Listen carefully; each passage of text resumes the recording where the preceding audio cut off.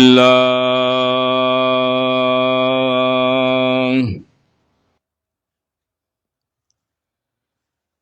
الحمد لله نحمده ونستعينه ونستغفره ونؤمن به ونتوكل عليه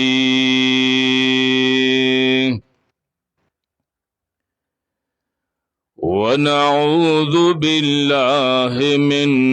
شرور أنفسنا ومن سيئات أعمالنا ونعوذ بالله من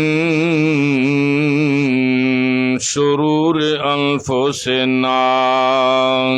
ومن سيئات أعمالنا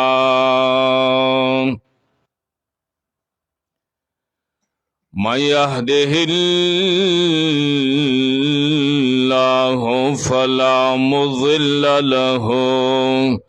ومن يضلله فلا هادي له ونشهد أن لا إله إلا الله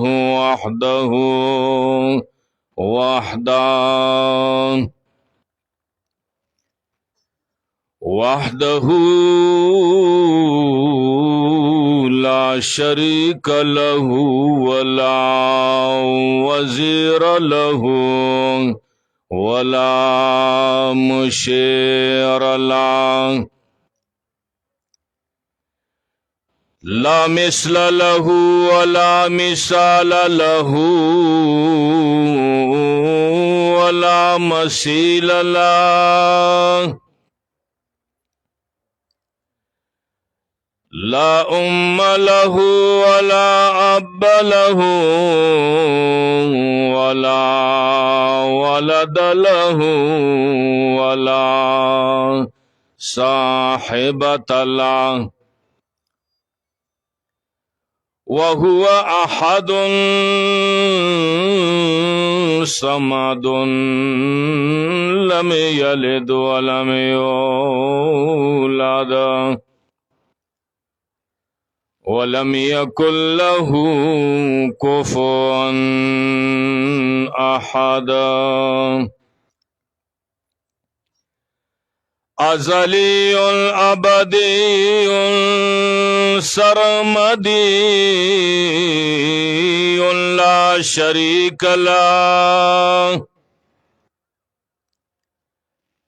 لا شريك له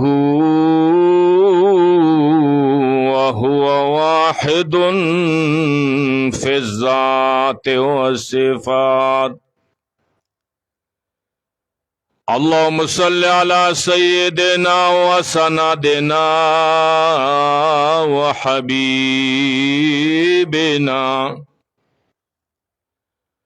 وحبيب ربنا وشفيعنا وأشرفنا ومولانا وأعلانا وأتقانا محمدا عبده ورسوله أما بعد فأعوذ بالله من الشيطان الرجيم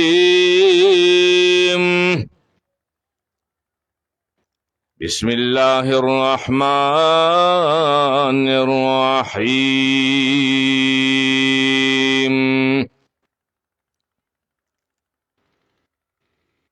قال الله تعالى وتبارك في كتابه المبين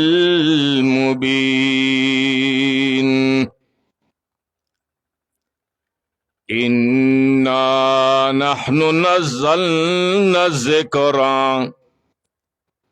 وإنا له لحافظون.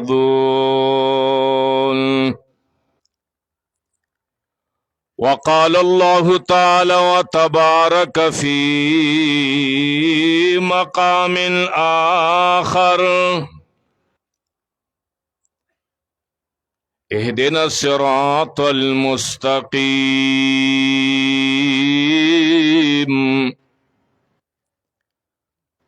وقال الله تعالى وتبارك في مقام آخر: إن هذا القرآن يهدي للتي هي أقوم. وقال النبي صلى الله عليه وسلم: إن الله يرفع بهذا الكتاب أقواما ويضع به آخرين.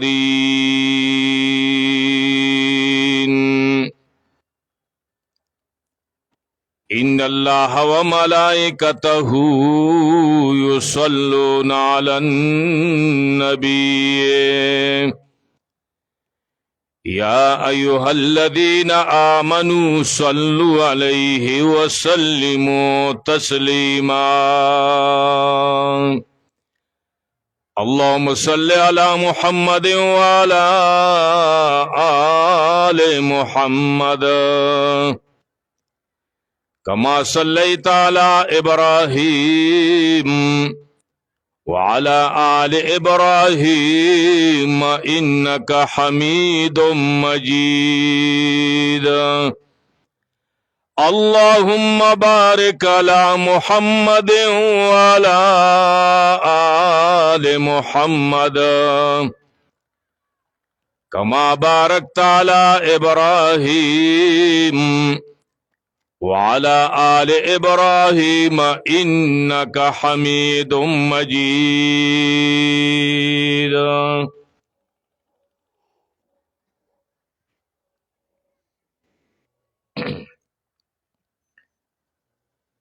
زما عزتمندو حاضرینو مشرانو کشرانو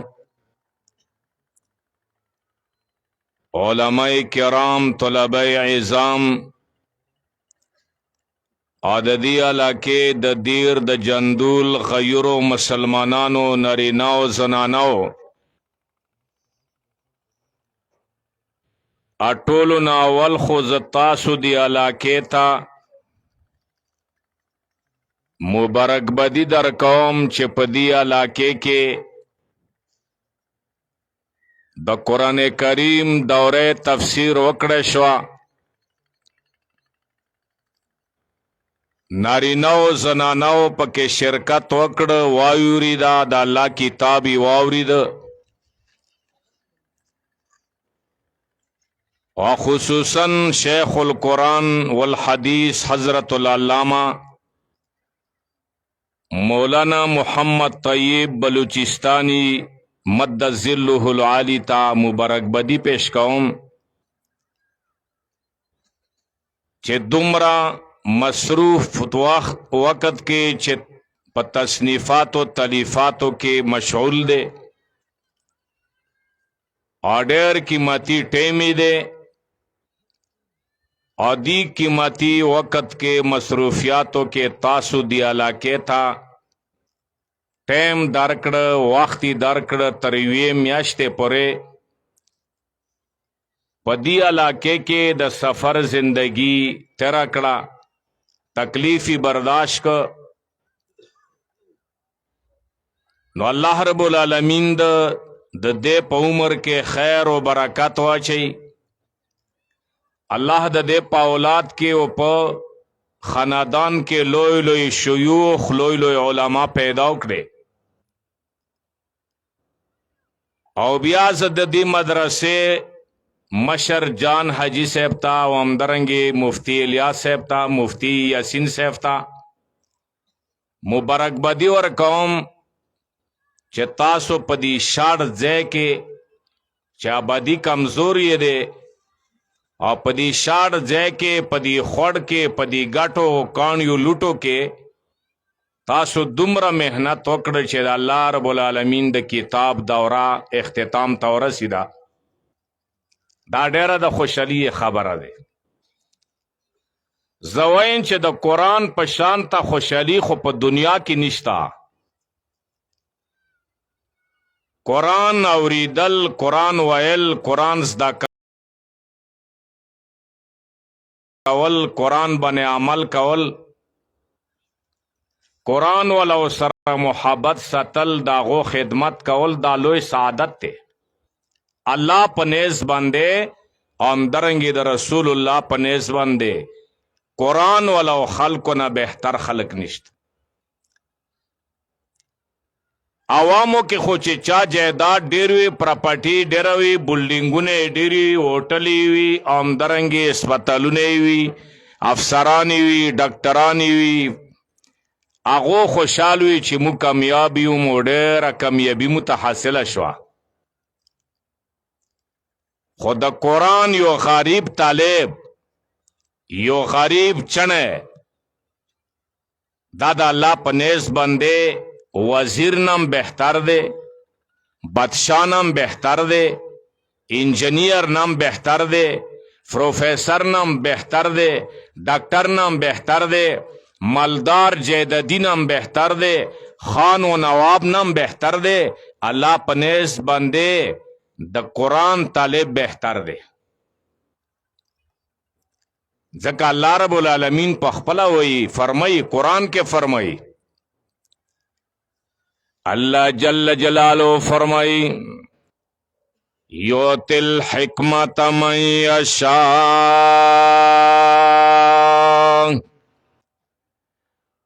ومن یؤت الحکمت فقد اوتی خیرا کثیرا. اللہ جل جلالہ فرمائی علم د قرآن، فهم د قرآن، فهم د دین ورکوم چالرم چه خوخوی.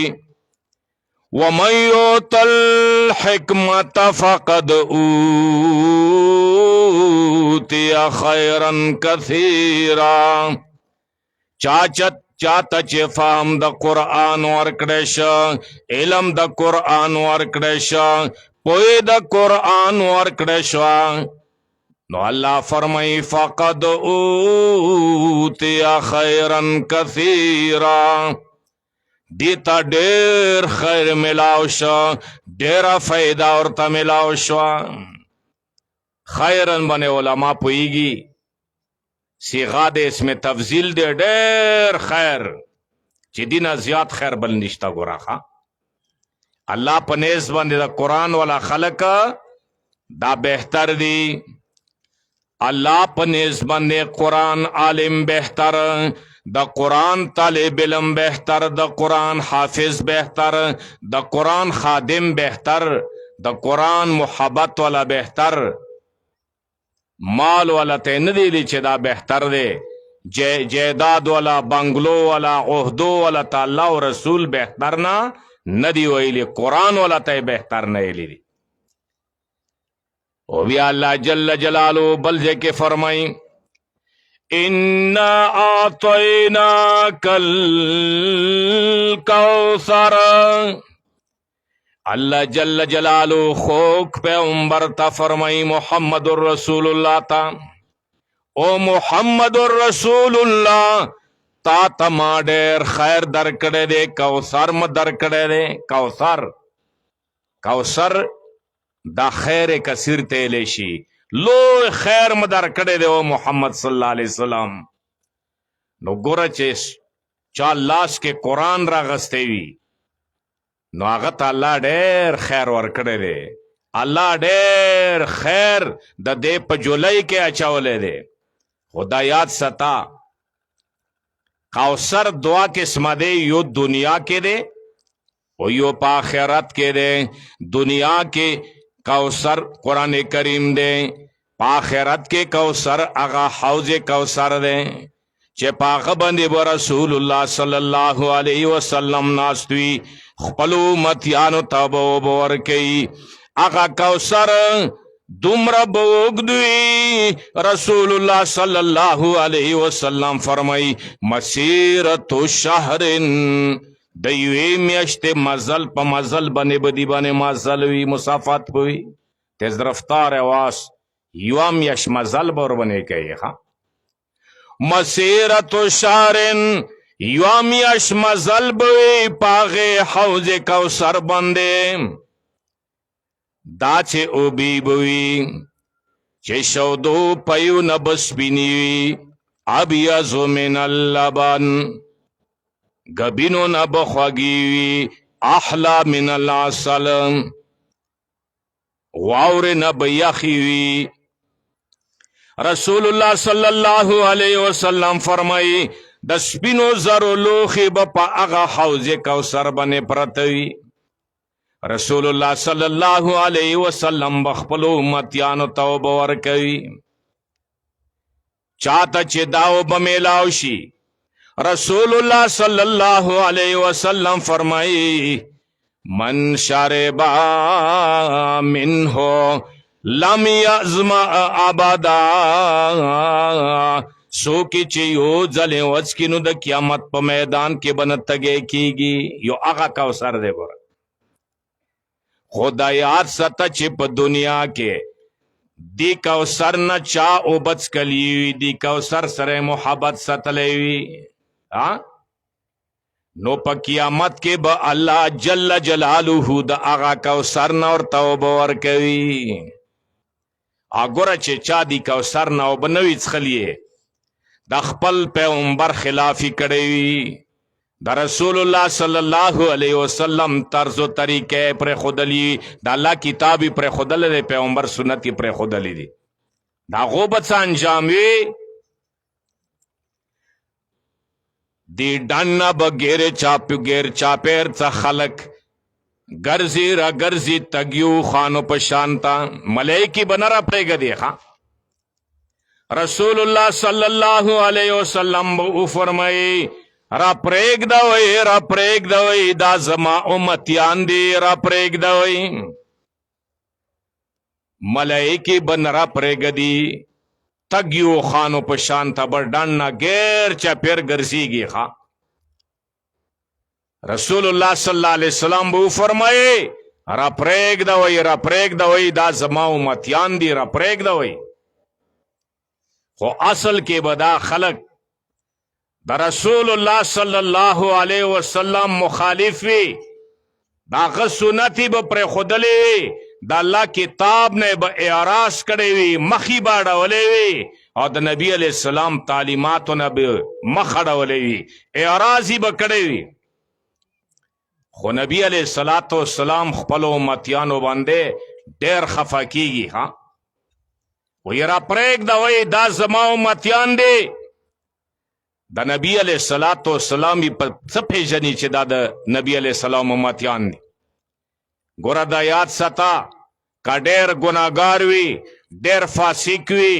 ډېر فاجر وي او د رسول الله خلاف یې کړی وي خو منځونه او دسونه یې کړی وي نو قیامت کې به رسول الله خپل امتیان پېژني لکه څرنګه حدیث کې راځي غرا محجلین من اثار الوضوء دا اندامونو دا او داس اندامونه چې وي دی به پړکیږي آریوس سړی به پیژني چې دا د ما امتي دی نبی علیه الصلاة والسلام به په دې نشانې باندې خپل امتیان پیژني نو کله چې هغه امتیان وګوري نو رسول الله صلی الله علیه وسلم به ملائکو ته وفرمایي هغه چوکیدارانو د حوض کوثر ته را پرېږدوئ رسول الله صلی الله علیه وسلم ته به ملائکو فرمایي انک لا تدری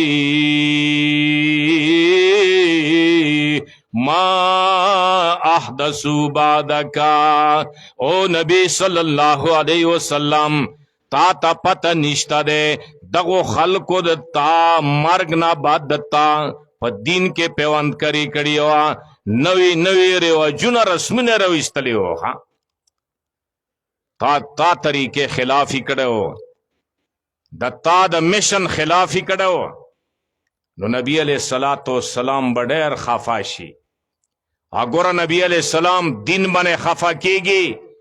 په خپل ذات باندې نه خفا کیده. په احد کې څومره تکلیف ورته رسیدلی و، په طائف کې څومره تکلیف ورته رسیدلی و، خو په خپل تکلیف باندې خپل قوم ته خیرې نه دی کړی، لیکن په دین باندې او په سنت باندې غا خفا کیږي. نو دې د وجې نه حوض کوثر باندې به ناست وي او خیرې به وکړي، او به فرمایي فسحقا سحقا لمن غیر بعدی، هلاکت وی هغه چا د پر چې د ما دینی زمانہ او رسته برباد کړی دی، پیوند کری پکې کړی دی، رسمونه رواجونه راویستلی دي، بدعات راویستلی دي. اګوره بدعتي ته رواجي ته به پیغمبر په حوض کوثر باندې ناست وي چې په هغه ځای کې به د جنت ټیکټ ملاویږي، په هغه ځای کې به ورټي او خیرې به ورته وکړي. نبی علیہ السلام په سنتو ډېر خفا کیږي، نبی علیہ السلام په سنتو خلاف ډېر خفا کیږي، نبی علیہ السلام په بدعات او رواجونو رسمونو ډېر خفا کیږي، د خپل میشن په خلاف ډېر خفا کیږي. نو ځکه یې خیرې وکړې فسحقا سحقا لمن غیر بعدی. بدعتی ته پیغمبر، رواجی ته پیغمبر دا په حوض کوثر باندې خیرې کوي. نو چې خیرې کوي نو د نبی علیہ السلام خوله او د نبی علیہ السلام خیرې بیا نه رد کیږي. ملائکو ته به الله جل جلاله فرمایي او نبی علیہ السلام به آرډر وکړي وی غورځوئ جهنم ته، ملائکو دا رواجیان دا بدعتیان جهنم ته وغورځوئ. نو د ما عزتمندو په دنیا کې چې دی کوثر نه اوبه وڅکې، نو په آخرت کې باغه کوثر نه اوبه څکې. او چې په دنیا کې دی کوثر نه اوبه ونه څکې، دی سره مخالفت کوي، دی سره عناد کوي، د الله کتاب نه اعراض کوي، یو طرف ته د الله رب العالمین کتاب بیانېږي، بل طرف ته ته د هغه خلاف کوي، یو طرف ته د الله کتاب درس کیږي، ته خلاف تحریک چلاوي، وایي هلکه د دغو خلکو قرآن مه واورئ، دا قرآن کې تحریف کوي، دا قرآن غلط بیانوي. زه تاسو د علاقې د جندول خلکو نه تپوس کوم، نارینه او زنانو نه تپوس کوم چې شیخ القرآن صاحب یوه میاشت تاسو ته د الله کتاب بیان که، د الله په کتاب کې شیخ صاحب کوم ځای کې غلطه خبره کړې ده، کوم ځای کې د الله خبرې نه خلاف خبره کړې ده، کوم ځای کې ځان نه خبره کړې ده. تاسو دی مجمعې کې دا چې یو سړی چې اعتراض وي دی مجمعې کې تاسو پراتی شئ، دی مجلس کې تپوس کوی شئ چې په دې 150 ورځو کې په دې یو میاشتې کې تاسو دی شیخ القرآن صاحب نه د الله کتاب واورېده، د الله رب العالمین کتاب یې درته بیان کړه، تکلیف یې وکړه، مسافري برداشت کا، تکلیفی برداشت که، تاسو دی خلقو ته د الله رب العالمین کلام ورسول، د الله کتابی ورسول. آیا دی تاسو نه په دی کتاب باندې په دی بیانولو باندې چرته د چاندې مطالبه کړی دی، چرته د کپړې مطالبه کړی دی، چرته د مشري مطالبه کړی دی، چرته د پیسو د بلشي مطالبه کړی دی، څه مانګي تاسو نه کړی دی. په دې یوې میاشتې کې د الله کتاب درته بیان کا، مفت بلالچه بیان کا. مونږ ته داسې علما پیش کوي په دنیا کې چې هغه مفت دین بیانوي، مفت د الله کتاب بیانوي، 10 غنټې 12 غنټې په ګرمي او په سردی کې لګیاوي د الله کتاب درته بیانوي. مونږ ته داسې خلق تاسو په دنیا کې پیش کوي سوا د جماعت و اشاعت و توحید و سنت نه علاوه کې. جماعت اشاعت و توحید و سنت دا میشن دی چې قرآن په لاس کې راغسته دی. 10 غنټې پنځلس څوارلس ګنټې د الله کتاب ته ناست دی د الله کتاب درته بیانوي په ټولې دورې کې نه د ووټ مطالبه کوي نه د مشري مطالبه کوي نه د پیسو مطالبه کوي نه څه لالچ کوي دا چې خلکو سره ملګرتیا وکوي والله العظیم د قیامت په ورځې به الله رب العالمین تاسو سره حساب کوي چې تاسو دا چې علماو سره ونه درېږئ دا چې علماو سره د علماو ملا مضبوطه نه کوي دا چې د علماو ملګرتیا ونه کوي دې کې شک نشته دی مو غریبان یم دې کې شک نشته دی مو سره اقتدار نشته دی دې کې شک نشته دی د ما بنگله او جایداد نشته دی ما سره وزارت بادشاهت نشته دی ما سره پراړ او ګاډی نشته دی ما سره ویګو نشته دی زه په پیدل مزل کوم خوارې کپړې مو وي غریب یم لیکن د الله رب العالمین کتاب ملاس کې راغستی دی زه د کتاب راغستل دا بادشاهت چې زه په دې کرسي ناست وم زه د الله رب العالمین کتاب ته ناست یم والله العظیم که دا زه د پاکستان د تمامې دنیا په بادشاهت ورکم نی په وزارت ورکم نی په ګاډي ورکم نی په جایداد او پراپرټي ورکم ما ته الله یو بادشاهي راکړې دی ما ته د الله رب العالمین کتاب نصیب شوی دی زه په دې باندې مطمئن یم دې د وجې نه د جماعت اشاعت توحید و سنت میشن اشاعت القرآن دی میشن اشاعت توحید دی میشن اشاعت سنت دی میشن رد شرکیاتو د بدعاتو دی میشن د صحابه دفاع دی میشن د ائمه مجتهدینو دفاع دی میشن د الله کتاب خورول دی چې په تمامه دنیا کې به انشاءالله مونږه دا خړ پړ خلک دا وظیف خوره خلک دا غریبان خلک انشاءالله ګوډ ته د سپینو غرونو ته به د الله کتاب رسوم د لوی درو ته به رسوم دا د شیخ القرآن مولانا محمد طاهر نور الله مرقده دا هغه محنت دی د شیخ القرآن مولانا غلام الله خان رحمت الله علیه محنت دی د شیخ حسین علی رحمت الله علیه محنت دی او همدارنګې نورو علماو شاګردانو محنت دی چې نن په دې خوشي خوړ کې په دې ګټو لوټو کې قرآن اوریدو ته خلک ناست دی یوه میاشت په دې خړو خاورو باندې تاسو یوه میاشت قرآن واوریده دا د هغو بزرګانو محنتو چې دې دارو ته قرآن رسولی دی شاګردان یې پیدا کړي دي دا چې شاګردان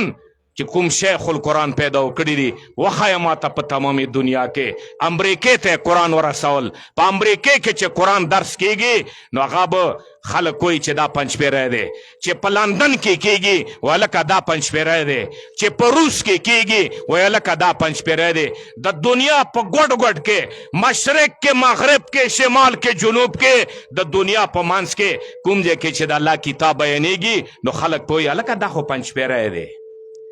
پنجپیری ته قرآن په میراث کې رسیدلی تاسو په دې نامې خوشحال یو که نه یو خوشحال لاس اوچت کوي پنجپیری ته قرآن دا په میراث کې رسیدلی دی او الله رب العالمین فرمایي چې دا کتاب په میراث کې زه هغه چاته ورکوم چې ما ته غوره وي ما ته بهتر وي ما ته خوښ وي دا چې خلکو ته زه قرآن ورکوم دا خلک په دنیا کې دا په پښتو کې پنجپیریان یادېږي او د موږ جومات نوم اشاعت توحید و سنت د ما عزتمندو حاضرینو الله رب العالمین مونږ ته یو نعمت راکړی دی الله رب العالمین مونږ ته یو کتاب راکړی دی او ملګریو دی کتاب باندې خوشحالي وکړئ او ملګریو پیسې پرېږدوئ جایداد پرېږدوئ وزارت بادشاهت پرېږدوئ اقتدار پرېږدوئ د الله کتاب خدمت وکړه په خوشي ځای کې ورته کښېنه که یو کس وي که دوه کسه وي که نه وي روسپیکل ولګوه بېله روسپیکل ته خوله ونیسه فیسبوک ته خوله ونیسه موبایل ته ونیسه د الله کتاب بیان که دنیا مخلوق یې واوري یو سړی درته نه کیني که نن د جندول خلک قرآن ته ناست وي خو الله به ورځنه راضي وي د یوه میاشتې د قرآن د الله کتاب اورېدلی وي الله به ورځنه راضي وي او که بیا په ګپونو شپونو ټیم تېر کړی وي په لهو لعبې ټیم تېر کړی وي نو ګوره بیا به ارمان کوې ښه بیا بارمان کې نن اخیری ورځ دی بیا بارمان کوي یو مسافر الله درته رالیږلی و د خوشي ځای کې درته ناست و قرآن بیان که او بې موسم بیان که د مو د قرآن بیانولو موسم رمضان دی، تاسو ته بې موسمه بیان کړ. بیبي مریم باندې الله رحم کړی او بې موسمه میوې ورته ورکولی که نه. دا تاسو د علاقې کرامات دی، ګوره د جندول کرامات دی، ښکلي ښکلي علما دي ورکې. بې موسمه قرآن یې درته بیان که ښه پوهېږې خبرې ونه. او که بیا چا الله لعب کې ټیم تېر کړی وایي مړه مو په قرآن څه پوهېږو، مو امیان یو، دا د علماو کار دی. تاسو ټولو نه زه تپوس کوم د پیغمبر الله امیانو کې رالیږلی او که علماو کې رالیږلی؟ امیانو کې رالیږلی. ابوبکر امی و، عمر امی و، عثمان امی و، علی امی و، دا نور صحابه امیانو امیانو. پاخه کې الله پیغمبر رالیږلی قرآن یې ورته بیان ک او څومره اسانه طریقې سره زده ک. دا امیان وای او یاره مو قرآن نشو زده کوی،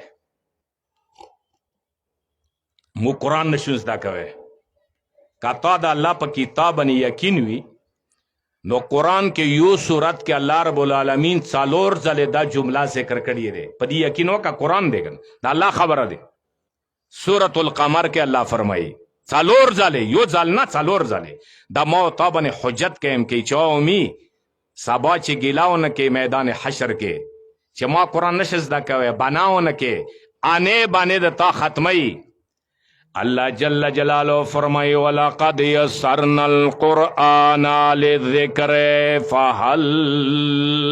مِن مُدَّكِرٍ. شتا کا نشتا رہے وَلَقَدْ يَسَّرْنَا الْقُرْآنَ لِلذِّكْرِ فَهَلْ مِن مُدَّكِرٍ. اللہ رب العالمین چې ځمکې اسمانونه پیدا کړي دي د ما او تا خالق او رازق او مالک دی. اڅه فرمایي قسم دې د ما په خپل ذات باندې. جمله څرنګه استعمال کړي علما پوهېږي، ټول علما دي. واو چې په لام لام په قد قد په ماضي دا د قسم او د تاکید معنا پیدا کوي. ولقد یسرنا القرآن، الله فرمایي ما د په خپل ذات باندې قسم وي چې ما قرآن آسان کړی دی. بیا ورسته فرمایي عذر د ختم شه قرآن آسان شه. بیا فرمایي فهل من مدکر. او په دنیا کې د دې قرآن زده کوونکی شته او که نشته دی؟ زده کوونکی شته او که نشته؟ ما خو قرآن آسان 4 ځلې دا جمله ذکر کړې دی. نو مو تا عذر ختم دی د ما عزتمندو، عذر نشتا. که ته دا وایې چې زه امي یم، ته دا وایې چې زه ډاکټر یم، زه د قرآن زده کړې نه مستثنا یم، زه انجینیر یم د قرآن زده کړې نه مستثنا یم، زه افسر یم، وزیر یم، خان یم، نواب یم، امي یم د قرآن زده کړې نه مستثنا یم. قرآن ما باندې نشته دی. دا ډېډې غوږ نه وبسه والله چې الله به در زنه تپوس کوي چې ما قرآن آسان کړی او تا زده کړی و، تا زده کړی و قرآن. شیخ صاحب یوه میاشت قرآن بیان که تاسو په دې جندول علاقې کې به څومره خلک ورته ناست وي، ځکه چې په زرګونو خلک په دې کلي کې وي. دا پورې کله او ډېر غټ مخلوق دی که نه، خو دې کې ګوره لږ کسان بناستی. وقلیل من عبادی الشکور. الله فرمایي په بندګانو کې خو ډېر بندګان دي، خو لږ غوندې بندګان د ما شکریا ادا کوي، د ما د نعمت قدر ادا کوي. ها نو ګوره دا مو باندې الله پاک نعمت کړی دی او دا یاد ساتئ که د دې نعمت قدر تاسو وکړه نو دینه به درته نور زیاتی. الله فرمایي لئن شکرتم لازیدنکم ولئن کفرتم ان عذابی لشدید. کدی نعمت بنے تاسو شکر یاد دا کنو اللہ رب العالمین بدرتا نور زیادہ ہو کی مزید بدرتا نعمت دار کی. فاذکرونی اذکرکم واشکروا لی ولا تکفرون. الله وی ما یادوا ما شکریا وباسا. شکریا څه ته ویلی شي؟ قدر د نعمت. کفر څه ته ویلی شي؟ ناشکری بے قدری د نعمت. نو ګوره قرآن دا نعمت دی ښه الله متره کړی دی خو دا داسې نعمت دی چې دی نعمت طرف ته توجه ورکې شکر ادا کې دشمنی به د ختموي بدی به د ختموي غصه او کینه به د ختموي دا داسې نعمت دی دا دشمنی یې ختموي داسې نعمت دی دشمنی په دوستی بدلوي نفرت په محبت بدلوي نفرتونه ختموي دشمنی یې ختموي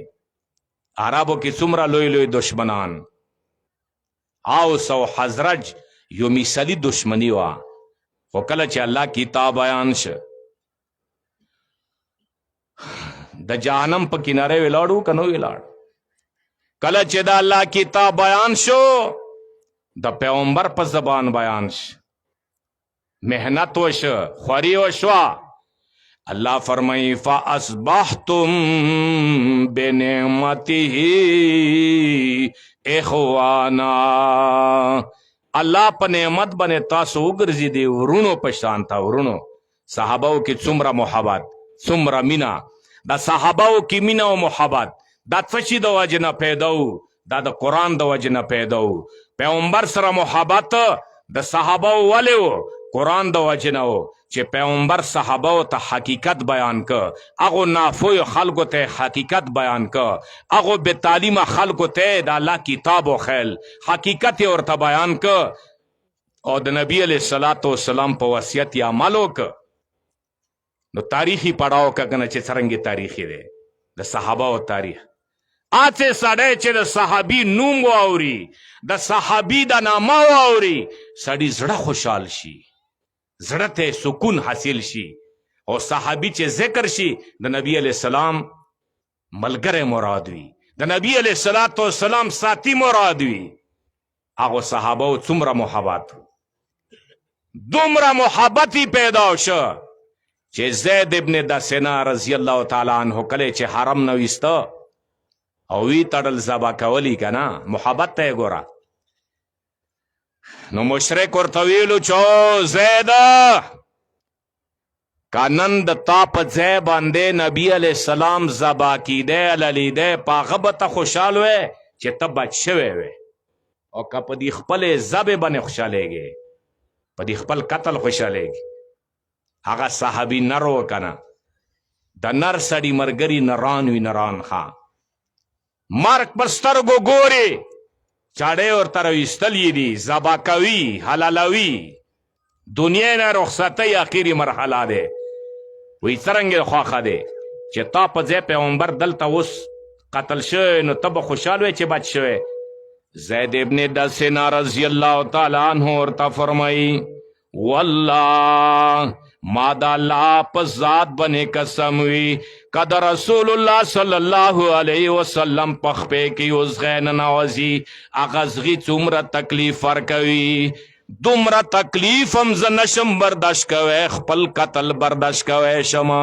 خپل مرگ برداشت کوی شما خود نبی علیہ الصلاة والسلام هغه تکلیف نشم برداشت کوی دومره محبت دا قرآن دا وجنه دا محبت وخا آغا زید ابن دسنه قتل که صرف ازمیختی اور بنے کول ازمیختی کول اور بنے آغا صحابہ کرام پاغا ازمیخ کی پاغا امتحان کے اللہ رب العالمین کامیاب کو وقت پا وقت باندے دا رسول اللہ صلی اللہ علیہ وسلم دمیشنا مراستا کڑی دے نبی صلی اللہ علیہ وسلم مرگرتی کڑی ہوا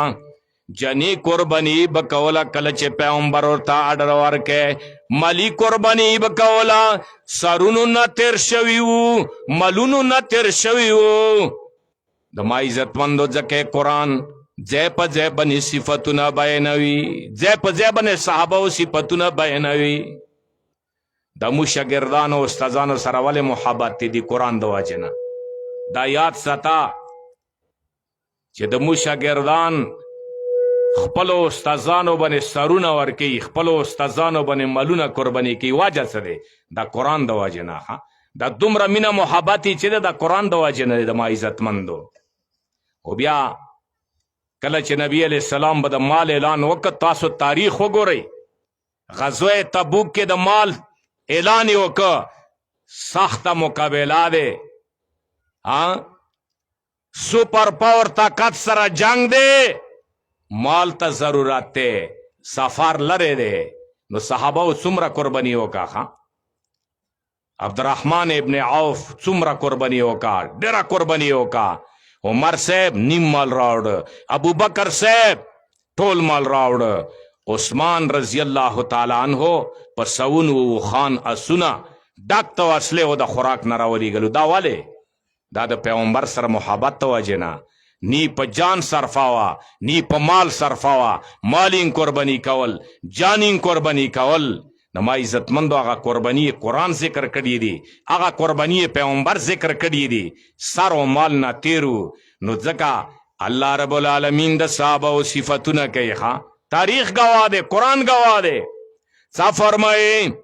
دا سے القاب صحابہ تا اللہ جل جلالو ورکی چا آغا تر قیامت پورے پدی قرآن کے لیکتی، پدی قرآن کے موجود دی. اللہ جل جلالو فرمائی آغا دا پیغمبر صحابہ کرام آغو پا بارے کے سوائی اللہ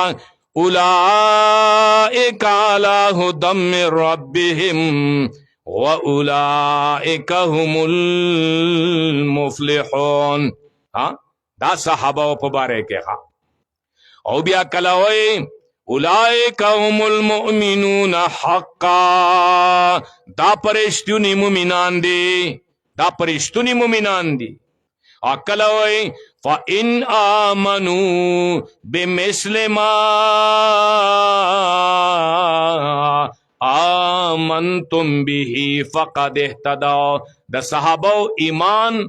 نورو خلقو د پر الله معیار ګرځولې ده. فإن آمنوا بمثل ما آمنتم به فقد اهتدوا. دا صفاتونه